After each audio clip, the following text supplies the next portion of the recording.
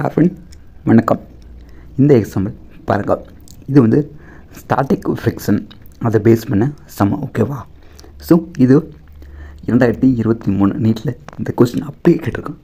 ஓகேவா? ஸோ ஈஸியான கொஸ்டின். அதுவும் கூட என்ன கேட்டிருக்கோம்? Determine the maximum acceleration of the train ஏ வழி கேட்டிருக்கோம்.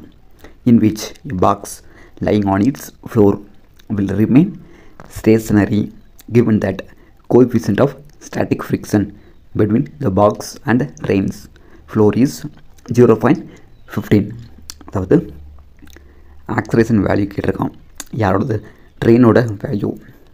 அப்புறம் இந்த ட்ரெயினில் ஒரு பாக்ஸ் இருக்குது எங்கள் ஃப்ளோரில். அந்த பாக்ஸ் எப்படி இருக்குது?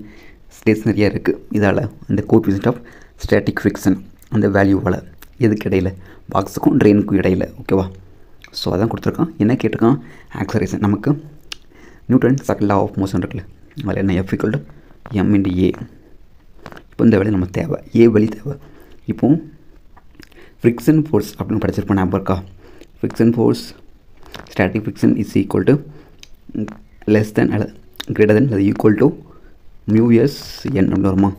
ஓகே, அந்த ஃபார்முலாவில் அப்படியே சப்மிட் பண்ணி போட்டிருக்கேன். அந்த பாருங்க, ma force equal to mass into A Fs μs.n into n. இந்த ma அப்படிங்கிறது ஃபோர்ஸ். ஓகேவா? ஃபோர்ஸ் அப்படிங்கிறது தான் வரும். ஃபோர்ஸ் ஈக்குவல் டு அப்படின்னு தான் வரும். ஸோ இதையும் அதையும் ஈக்குவேட் பண்ணிக்கோங்க.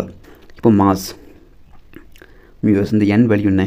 n ஈக்குவல் டு mg அப்படிங்கிறது நீங்கள் இந்த பாடத்தில் அல்லது ப்ரீவியஸ் சாப்டர்லேயே படிச்சிருப்பீங்க. யூனிட் 3லேயே படிச்சிருப்பீங்க n ஈக்குவல் டு mg அப்படின்னு. ஸோ அதே தான், இந்த n equal to mg submit பண்ணுறாங்க. அவ்வளோதான். மியூஎஸ் mg வந்தாச்சா? இப்போ நம்மளுக்கு என்ன தேவை? ஏ வழி தான் தேவை. ஸோ இந்த m கேன்சல் பண்ணியிருக்கோம். இப்போ ஆக்சலரேஷன் கிரேட்டர் தென் அல்லது ஈக்குவல் டு μsg அப்படி இல்லை சப்மிட் பண்ணுங்கள்.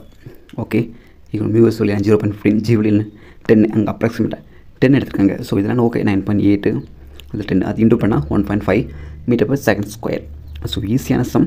ஜஸ்ட் நீங்கள் என்ன கேட்டிருக்கான் அப்படிங்கிறது தெரிஞ்சாலே போதும் உங்களுக்கு.